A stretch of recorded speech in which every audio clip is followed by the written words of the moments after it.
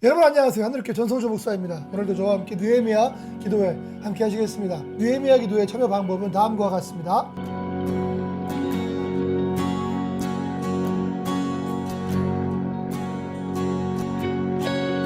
오늘 함께 읽으실 하나님의 말씀은 사도행전 2장 1절로 4절의 말씀입니다. 오순절 날이 이미 이름에 그들이 다 같이 한 곳에 모였더니 호련히 하늘로부터 급하고 강한 바람 같은 소리가 있어 그들이 앉은 온 집에 가득하며 마치 불의 혀처럼 갈라지는 것들이 그들에게 보여 각 사람 위에 하나씩 임하여 있더니 그들이 다 성령의 충만함을 받고 성령이 말하게 하심을 따라 다른 언어들로 말하기를 시작하니라. 느헤미야 기도의 41일차 오늘 말씀의 제목은 성령 충만한 기도 첫 번째 시간입니다. 말씀에 큰 은혜가 있기를 간절히 바랍니다.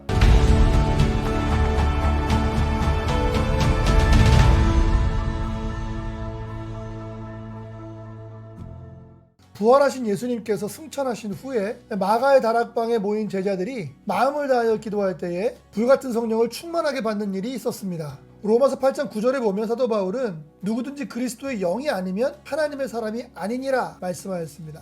성도들에게는 늘 성령의 충만함이 있어야 한다는 것이죠. 성령이 충만할 때에 이름만 성도가 아니라 정말 능력 있는 성도가 될 수 있습니다. 성도의 능력은 성령 충만입니다. 우리가 사도행전을 읽으면 성령 충만에 대해서 알 수 있는데요. 사도행전 4장 28절로 31절 말씀에 하나님의 권능과 뜻대로 이루려고 예정하신 그것을 행하려고 이 성에 모였나이다. 주여 이제도 그들의 위협함을 굽어보시옵고 또 종들로 하여금 담대히 하나님의 말씀을 전하게 하여 주시오며 손을 내밀어 병을 낫게 하시옵고 표적과 이사가 거룩한 종 예수의 이름으로 이루어지게 하옵소서 하더라. 별기를 다함에 모인 곳이 진동하더니 무리가 다 성령이 충만하여 담대히 하나님의 말씀을 전하니라. 사도행전 6장 3절로 7절 말씀은 형제들아 너희 가운데서 성령과 지혜가 충만하여 칭찬받는 사람 7을 택하라. 우리가 이 일을 그들에게 맡기고 우리는 오로지 기도하는 일과 말씀 사역에 힘쓰리라 하니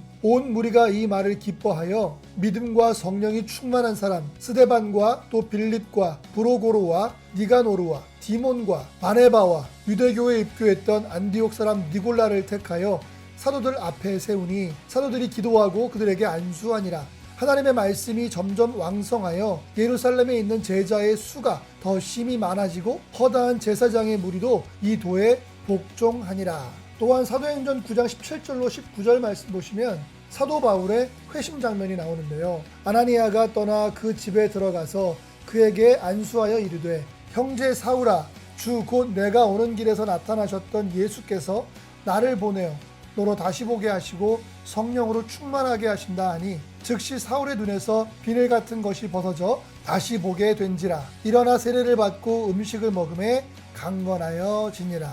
교회가 세워지고 교회의 일꾼들이 세워지고 또 교회의 리더들이 세워질 때에 모두 성령 충만함이 있었습니다. 그래서 성령이 충만하면 주님의 일에 순종할 수 있습니다. 빌립은 가사의 광야길로 내려가라는 성령의 음성을 듣고 순종했습니다. 그곳에서 빌립은 이디오피아의 내시를 만나서 복음을 전하게 되었습니다. 그리고 구원받은 내시를 통해 아프리카로 복음이 전파되게 됩니다. 놀라운 일이죠. 사도행전 10장에서 볼 수 있는 베드로 역시 성령의 말씀을 듣고 순종하여 가이사랴로 갑니다. 거기서 고넬료의 가족에게 복음을 증거하면서 이방인에게도 성령이 임하게 되었습니다. 베드로도 깜짝 놀랐어요. 사도 바울은 어떻습니까? 성령께서 아시아와 비두니아로 가는 길을 허락하지 않아서 마게도니아 지방 빌립보로 가게 되었죠. 거기서 교회를 개척하고 복음을 증거하게 되었습니다. 바울의 순종 덕분에 빌립보에서부터 유럽으로 복음이 전파되어서 땅끝까지 증인이 되라는 사도행전 1장 8절의 말씀이 이루어집니다. 이렇듯 성령 충만이 중요합니다. 교회의 시작부터 이방으로의 선교까지 성령 충만에 순종이 필요했던 것입니다. 우리가 성령으로 충만하면 더 적극적으로 기도하게 됩니다.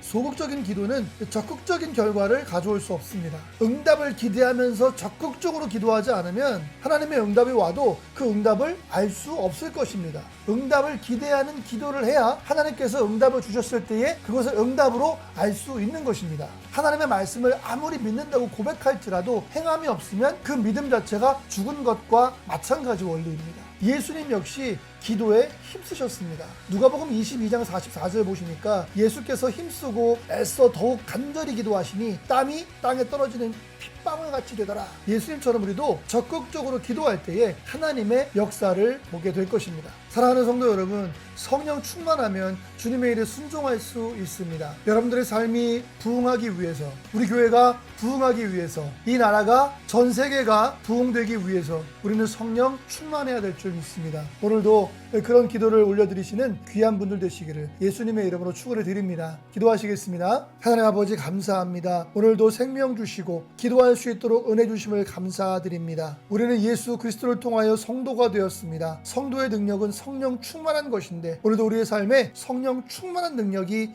있게 하여 주시옵소서. 우리의 부족한 모든 것들을 성령 충만함으로 새롭게 하여 주시고 모든 어려움에 처한 자들을 하나님께서 회복하여 주시옵소서. 오늘도 인도하심에 감사드리며 예수님의 이름으로 기도드리옵나이다. 아멘.